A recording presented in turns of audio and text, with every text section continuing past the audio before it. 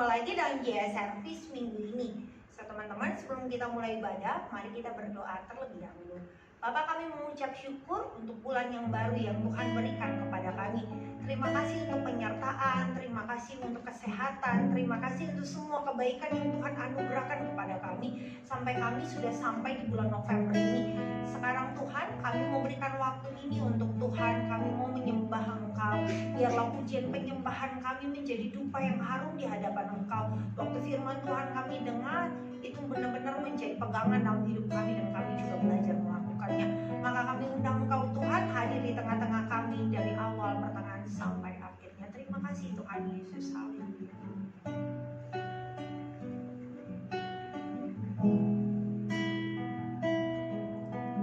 Sungguh besar setiamu, nyata di sepanjang hidupku. Darahmu telah layakkan kehidupanku.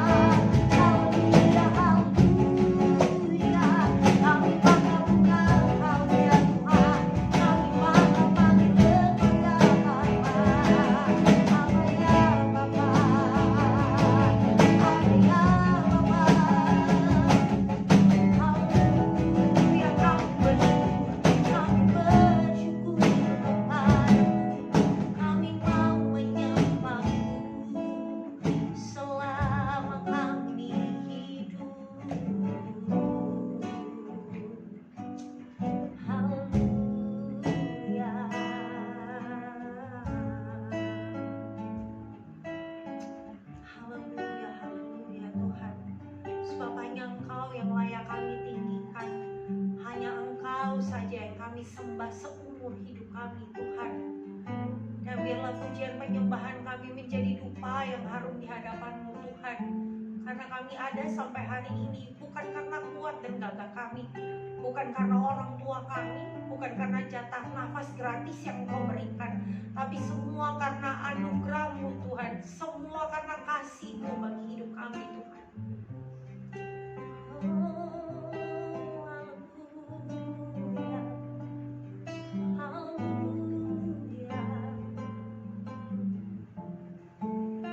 Here I am to worship, here I am to bow down, here I am to say that you're my God. You're altogether lovely, altogether worthy, altogether wonderful to me. Here I am to worship, here I am to bow down, here I am to say that you're my God. You're altogether lovely, altogether worthy, altogether wonderful to me. Here I am to worship, here I am to bow down, here I am to say that you're my God. You're altogether lovely, altogether worthy, altogether wonderful to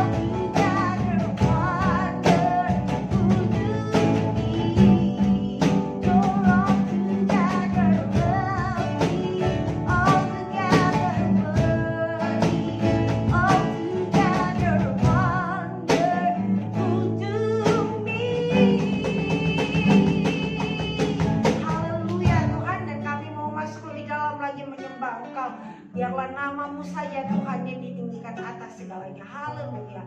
Amin. Sudah siap memuji Tuhan teman-teman? Mari hari ini kita menaikkan pujian, datanglah dan bertahta.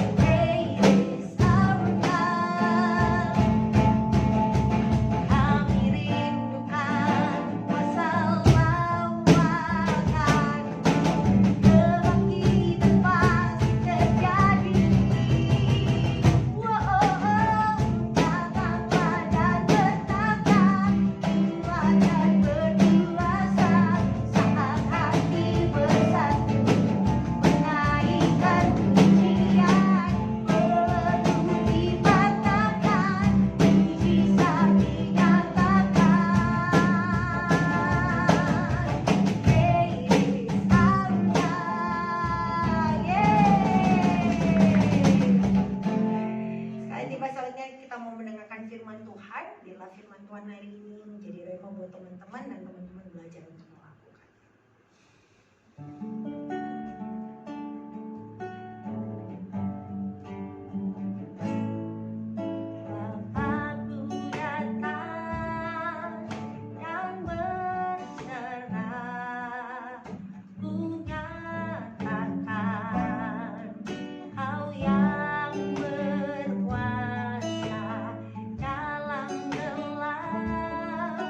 Kau setia, kau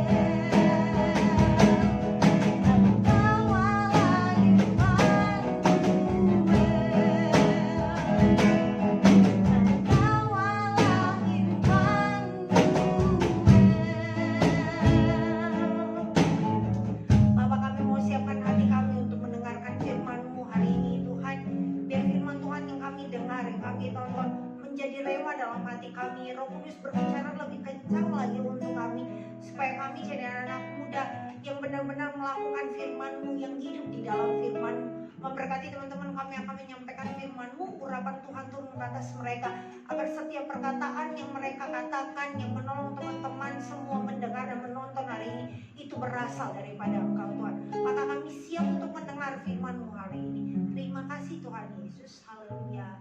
Amin. Shalom. Semoga kalian semua dalam keadaan yang baik dan sehat ya. Nah, sekarang kita mau ngapain nih? Sekarang kita akan bincang-bincang dulu part 3. Bukan tahu bincang dulu. Jadi bulan ini Teens itu mengambil tema New Normal, New Life. Nah, kata new normal ini kita tahu kan dua kata yang lagi viral di tahun 2020 nih karena pandemi ini. Nah, kenapa sih kok kita mengambil tema ini? Jadi new normal sendiri itu artinya kehidupan kita yang dulunya normal itu sekarang jadi nggak normal alias abnormal karena si COVID ini. Nah, sedangkan kita tuh harus tetap dan kudu menjalani kehidupan kita, atau ibaratnya life must go on ya Tal ya. Nah, tapi karena kita terbatas karena si COVID ini, jadinya kita itu ya dibatasi kemana-mana. Contoh simpelnya aja kita sekolah online, kuliah online, terus sekarang kesehatan itu mahal banget ya harganya Tal, dan kebersihan itu nomor 1, kayak kita cuci tangan, hand sanitizer, pakai masker di mana-mana. Nah, dan masih banyak lagi. Tapi kita tuh sekarang nggak mau membahas tentang itu. Kita akan membahas tentang ibadah di new normal ini. Sebelum kita masuk ke situ, kita harus tahu dulu tuh apa arti ibadah. Benar banget. Yuk simak lebih lanjut ya. Dadah. Nah, jadi kita harus tahu apa arti kata ibadah. Nah, kata ibadah itu dalam bahasa Ibrani, avoda, dan dalam bahasa Yunani itu latreia. Nah, aku nggak tahu secara pasti cara membacanya itu seperti apa, tapi bisa teman-teman lihat tulisannya seperti ini. Nah, maksudnya itu adalah pelayanan yang awalnya itu ditujukan kepada para pekerja atau para budak yang harus melayani majikannya dan melakukan perintah untuk kepentingan majikannya. Tapi kita harus tahu kalau esensi ibadah atau makna ibadah ini ditujukan kepada Tuhan. Jadi sebenarnya awal mula ibadah itu ditujukan bukan untuk manusia, tapi kepada Tuhan Sang Pencipta kita. Bisa kita buktikan dalam Perjanjian Lama, khususnya dalam Kejadian 3 ayat yang ke-8. Bisa kita lihat bahwa Adam dan Hawa itu juga sudah bersekutu dengan Tuhan. Dan ada tokoh-tokoh lain seperti Kain dan Habel yang mempersembahkan korban bakaran. Ada juga Nuh dan Abraham yang mendirikan mezbah dan mempersembahkan korban bakaran dan lain sebagainya. Nah, jadi lahirnya ibadah ini juga merupakan inisiatifnya Tuhan sendiri dan merupakan perintah Tuhan. Kalau kita tahu ada dalam kitab Keluaran itu selalu ada kata berfirmanlah Tuhan kepada Musa. Nah, kata berfirmanlah ini kan juga merupakan perintah dari Tuhan secara langsung untuk Musa.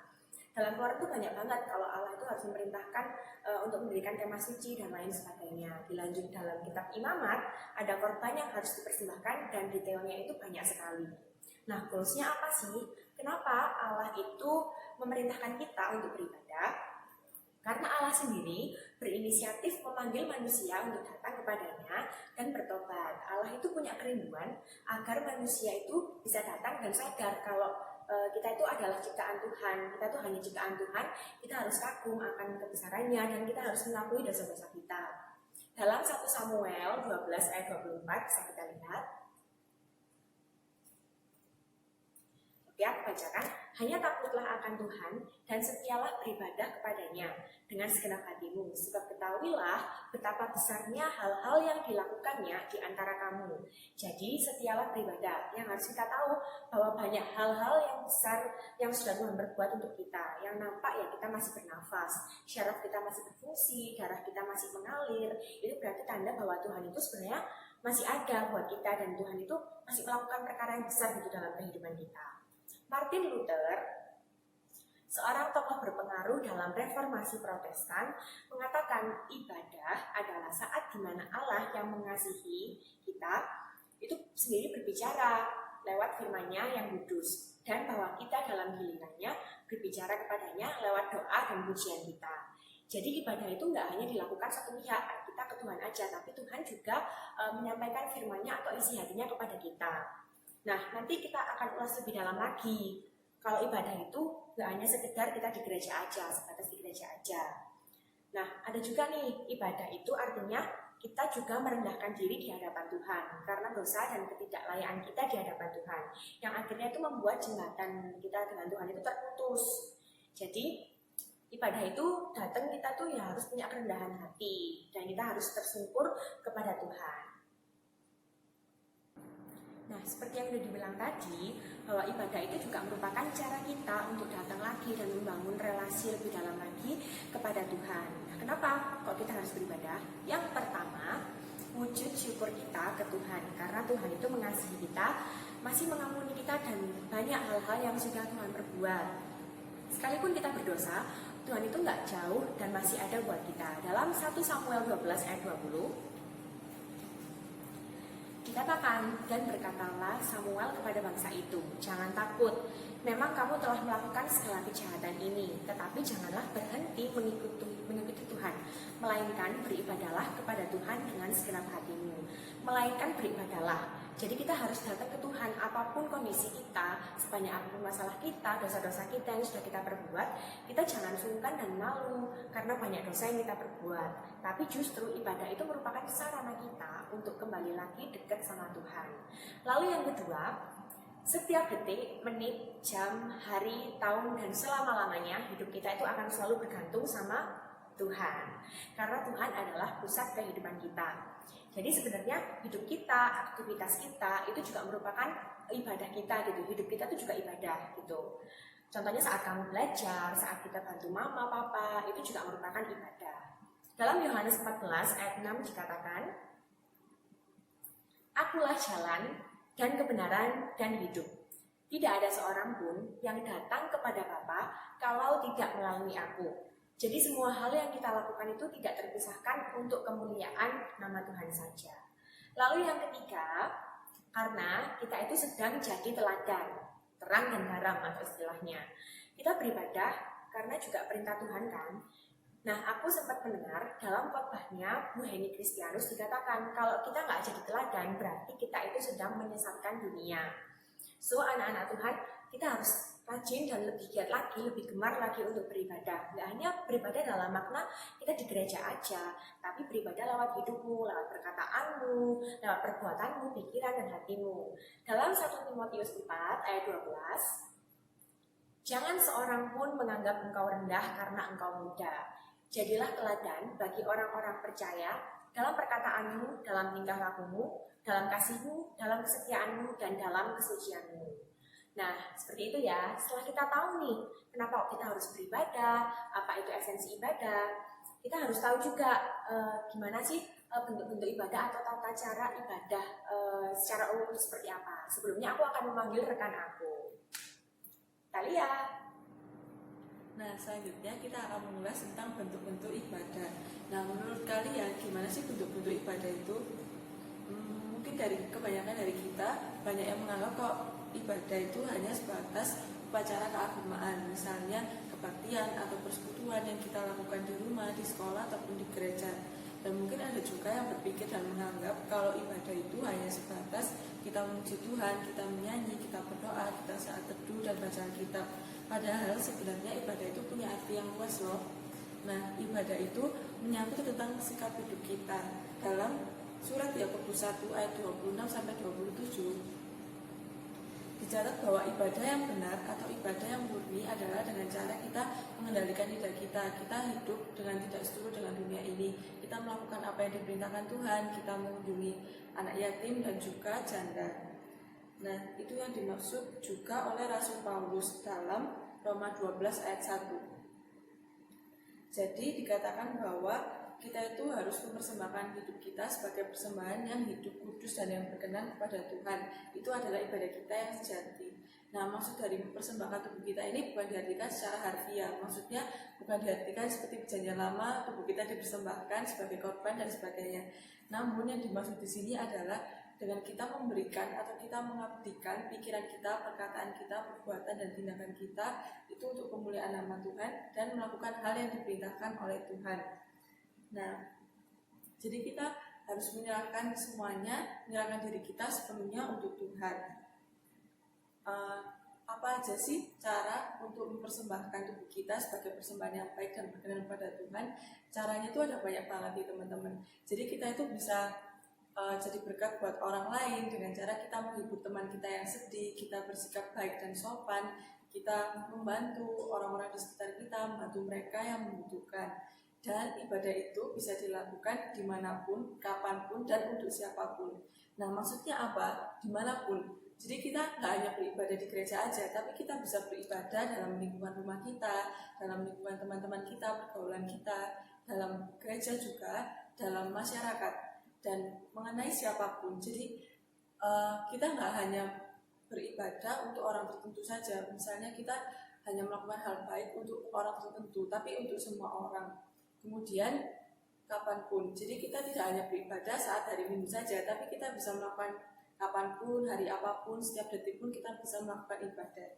Dan dalam ibadah ini teman-teman, kita bisa menerapkan ibadah ini dimulai dari keluarga kita terlebih dahulu. Misalnya kita hormat pada orang tua, kita patuh pada orang tua, kita mengasihi saudara kita dan juga orang tua kita, keluarga kita membantu bersih-bersih di rumah dan lain sebagainya.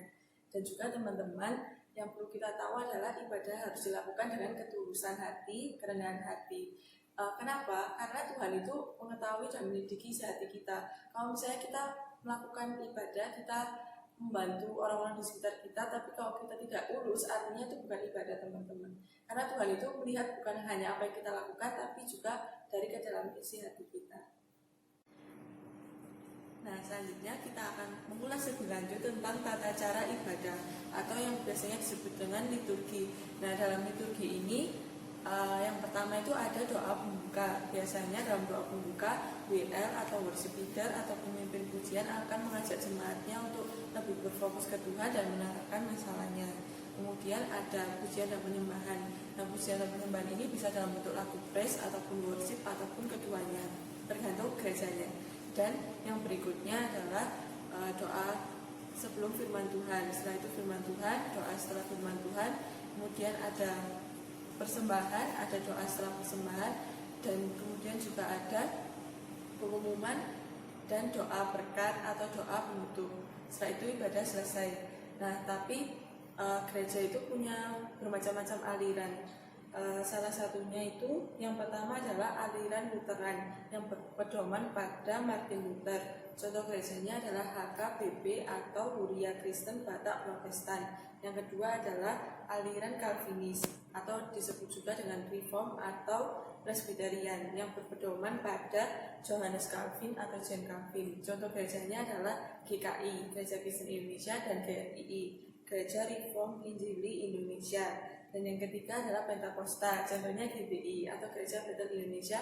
Dan selain itu sebenarnya masih banyak lagi nih teman-teman. Nah, tentunya tiap aliran ini punya ciri khas atau punya cara khas masing-masing. Namun adanya perbedaan tata cara ibadah dari gereja satu dengan yang lainnya bukan berarti gereja A ini lebih bagus dari gereja B atau gereja A ini lebih baik dari gereja B. Bukan seperti itu ya teman-teman, karena sebenarnya esensi ibadah adalah kita memuliakan Tuhan, kita melakukan apa perintah Tuhan. Bukan hanya di gereja saja tentunya, tapi dimanapun kita berada. Nah, kemudian hendaknya walaupun ada perbedaan tidak terjadi perpecahan seperti dalam 1 Korintus 12 ayat 25 yang dikatakan bahwa supaya jangan terjadi perpecahan dalam tubuh, tetapi supaya anggota-anggota yang berbeda itu saling memperhatikan. Nah, jadi dalam perbedaan aliran ini hendaknya kita semakin saling memperhatikan, kita saling melengkapi satu dengan lainnya dan bersatu dalam Kristus sebagai kepalanya. Nah, berikutnya kita akan mengulas lebih lanjut lagi tentang peran dan dampak ibadah yang penting dalam hidup kita. Untuk itu aku akan panggilkan teman aku, Adnel. Nah, jadi apa sih dampak yang kita peroleh saat kita itu beribadah? Yang pertama, ibadah itu dapat menguatkan iman kita. Semakin kita giat beribadah, yang ada iman kita itu makin tebal, dan pastinya makin tebal iman kita, cobaan atau ujian yang kita hadapi itu makin banyak. Tapi kita sudah tahan banting, dan kita tahu kalau misal kita jatuh, kita tahu caranya bangkit itu seperti apa, karena kita bisa mengatasi hal itu. Yang kedua, kita jadi bertumbuh.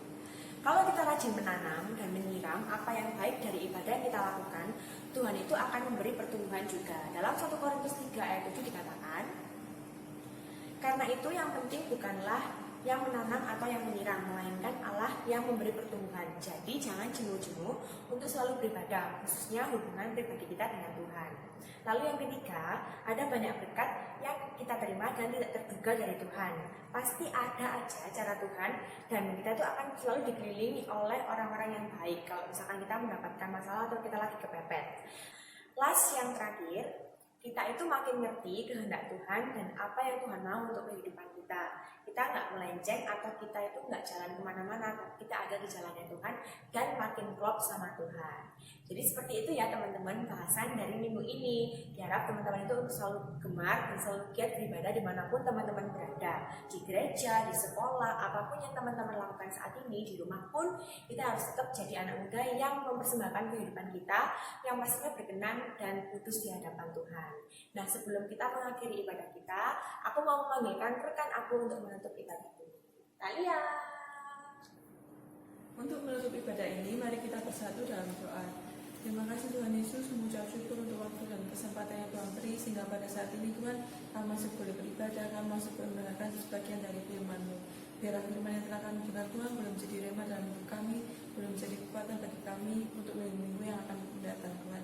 Kami juga secara khusus Tuhan berdoa bagi bangsa dan negara kami, kiranya Tuhan memberkati bangsa dan negara kami, Tuhan Kau membantu, menolong dan memulihkan, kiranya Tuhan juga menolong setiap pemimpin yang memimpin Tuhan, baik dari yang pusat hingga yang ke daerah, sehingga mereka boleh melakukan tugasnya yang terbaik, mereka boleh memberi yang terbaik untuk membawa bangsa ini ke arah yang terbaik Tuhan. Kami juga berdoa Tuhan bagi setiap masyarakat dan umat-Mu yang ada di bangsa dan negara kami Indonesia ini Tuhan, biarlah Tuhan semakin hari iman kami boleh semakin bertumbuh, berkembang dan berakar dalam Engkau Tuhan, serta kami boleh semakin menjadi berkat bagi orang lain. Dan bagi setiap mereka Tuhan yang belum menerima Engkau, kiranya Tuhan Engkau membuka pikiran dan hati mereka sehingga mereka boleh menerima Engkau Tuhan sebagai Yesus Juru Selamat yang hidup. Kami juga sungguh berdoa Tuhan bagi gereja kami, kiranya Tuhan walaupun sekarang ini ibadah tidak bisa dilakukan secara onsite Tuhan, namun biarlah Tuhan kami boleh tetap beribadah dengan sungguh Tuhan, maupun yang onsite juga Tuhan. Jikalau ada, kiranya Tuhan tidak menolong supaya semuanya boleh berjalan sesuai dengan kehendak-Mu Tuhan. Terima kasih Tuhan Yesus, haleluya. Terima kasih Tuhan, dan saat ini juga kami mau berdoa Tuhan untuk komunitas kami GA. Engkau memberkati Tuhan, biarkan setiap ibadah yang kami lakukan, setiap aktivitas yang kami lakukan, biarkan semuanya untuk kemuliaan nama Tuhan. Begitu juga Tuhan dengan teman-teman kami yang ada dalam komunitas GA, Engkau memberkati setiap kami, biarkan apapun yang kami lakukan semuanya untuk kemuliaan nama Tuhan. Dan kalau ada di antara kami Tuhan yang sudah mulai malas beribadah, sudah mulai malas untuk melakukan aktivitas yang tertuju kepada Engkau, kami mau berdoa Tuhan kiranya Engkau menggerakkan hati setiap kami untuk kami boleh beribadah lebih sungguh lagi dan datang kepada Engkau ya Bapa. Terima kasih Tuhan, memberkati juga untuk kedua orang tua kami. Kami berdoa Tuhan kiranya apa yang mereka perbuat, apa yang mereka lakukan Tuhan buat berhasil ya Bapa, dan kiranya Tuhan segala jerih lelah mereka Tuhan balaskan dengan rezeki yang berlimpah Tuhan, dan Engkau melindungi dengan kesehatan yang berlimpah-limpah, umur yang panjang untuk kedua orang tua kami. Dan secara khusus kami juga untuk berdoa untuk pribadi, lepas pribadi Tuhan memberkati setiap kami melakukan sekolah online, kuliah online, memberkati, biarkan kami memiliki hati Tuhan untuk melakukan dengan tulus ya Bapak. Kami tahu meskipun online kami malas, kami bosan, kami mager dan lain sebagainya, tapi kami tahu ketika kami melakukan dengan kesungguhan hati kami Tuhan, kami sedang beribadah kepada Engkau ya Bapak. Terima kasih, kami menutup ibadah kami hari ini, kiranya Tuhan biarkan semua yang sudah kami lakukan semuanya hanya untuk kemuliaan nama Tuhan saja. Terima kasih Tuhan, dalam nama Tuhan Yesus, haleluya, amin. Jangan Lupa untuk jadi anak muda yang produktif. God God bless bless you all.